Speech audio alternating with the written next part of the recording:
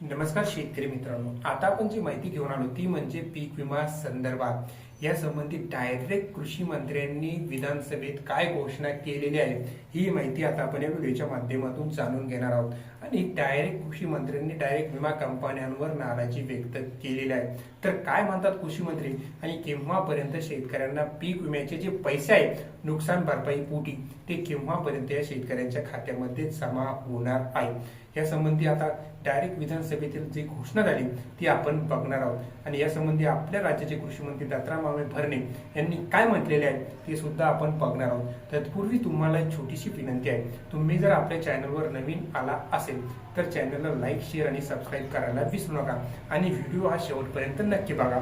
चला तर शेतकरी बांधवांनो आता आपण सुरुवात करूया। तर शेतकरी बांधवांनो, राज्यातील शेतकऱ्यांना पीक विमा कंपन्यांकडून नुकसान भरपाई प्रलंबित असल्याचा विधानसभेत प्रश्न उपस्थित करण्यात आलेला होता।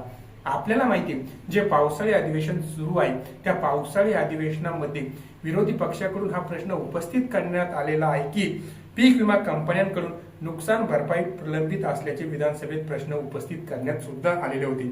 पीक विमा कंपन्यांना मोठ्या प्रमाणात प्रीमियम जमा करूनही अनेक शेतकऱ्यांना वेळेत नुकसान भरपाई मिळत नसल्याचे निदर्शनास सुद्धा आलेले आहे। असे यावर कृषी मंत्री दत्ता मामा भरणे यांनी खुलासा केलेला आहे। शेतकऱ्यांना वेळेत नुकसान भरपाई मिळत नसल्याची बाब अंशतः खरी आहे हे स्वतः दत्ता मामा भरणे यांनी सांगितलेले आहे। म्हणजे शेतकऱ्यांना वेळेत नुकसान भरपाई ही मिळत नाही असे सुद्धा कृषी मंत्री दत्ता मामा भरणे यांनी सांगितलेले आहे। मात्र शेतकऱ्यांना पीक विमा संदर्भात तक्रारीच्या निवारणासाठी तालुका स्तर, जिल्हास्तरीय, विभागीय स्तर व राज्य स्तरावर तक्रार निवारण समित्या सुद्धा कार्यरत असल्याची माहिती दत्ता मामा भरणे यांनी दिलेली आहे।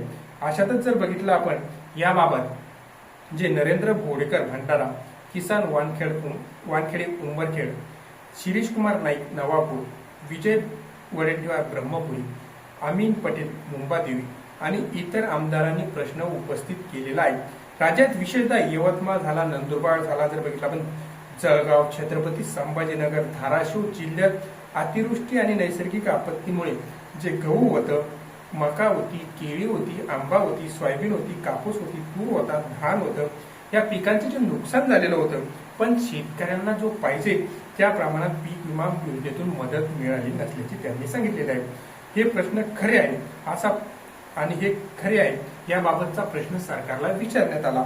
यावर कृषी मंत्री दत्ता मामा भरणे यांनी असे सांगितलेले आहे की ज्या शेतकऱ्यांचं खरोखर नुकसान झालेलं आहे अशा शेतकऱ्यांना आता पीक विमा ज्या कंपन्या आहेत त्यांना निर्देश देऊन कमीत कमी हेक्टरी 25,000 मदत करण्यात यावी अशी विरोधी पक्षाकडून मागणी करण्यात आलेली होती।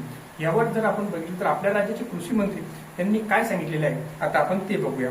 राज्यात प्रधानमंत्री पीक विमा योजनेअंतर्गत जो खरीप हंगाम 2025 होता आतापर्यंत 1,572.86 कोटी, जो खरीप हंगाम 2025 चा होता 1,572.86 कोटी रुपये इतकी अंतरिम नुकसान भरपाई निश्चित करण्यात आलेली आहे। त्यापैकी 1,108.62 कोटी इतकी नुकसान भरपाई सुद्धा अदा करण्यात आलेली आहे। म्हणजे 1,572 पैकी 1,108। त्याचबरोबर उर्वरित नुकसान भरपाई अदा करण्यासाठी कारवाई सुद्धा सुरू झालेली आहे। रब्बी हंगाम 2025-26 हंगामातील नुकसान भरपाईच्या परिगणनेची कार्यवाही सुद्धा सुरू आहे। पुनर्रचित हवामान आधारित फळपीक विमा योजनेअंतर्गत संबंधित जिल्ह्यांमध्ये आंबा पिकाच्या नुकसान भरपाईची परिगणना विमा कंपनी स्तरावर सुरू आहे। केळी पिकाचा विमा संरक्षण कालावधी 31 जुलै 2026 पर्यंत असून त्यानुसार शेतकऱ्यांची नुकसान भरपाई ही मिळणार असल्याची सुद्धा माहिती त्यांनी दिलेली आहे। सन आपण जर बघितलं तर सन 2016 ते 2025-26 या कालावधीमध्ये प्रधानमंत्री पीक विमा योजनेअंतर्गत राज्यातील शेतकऱ्यांना एकूण जर बघितलं तर 55,426 कोटी इतका विमा हप्ता सुद्धा अदा करण्यात आला आहे अशी माहिती त्यांनी सांगितलेली आहे। या कालावधीत शेतकऱ्यांना देण्यात येणारी एकूण नुकसान भरपाई 39,918.58 कोटी रुपये इतकी असल्याची सुद्धा माहिती समोर येत आहे। राज्य सरकारने जर आपण बघितलं तर नुकसान भरपाई पोटी आता ही रक्कम शेतकऱ्यांच्या खात्यामध्ये जमा होणार असल्याची सुद्धा माहिती कृषी मंत्री यांनी दिलेली आहे। तर शेतकरी बांधवांनो, तुम्हाला ही माहिती कशी वाटली माहिती आवडल्या चॅनल लाईक शेअर आणि सबस्क्राईब करायला विसरू नका आणि तुम्हाला पीक विमा जमा झाला किंवा नाही हे कमेंटमध्ये नक्की कळवा.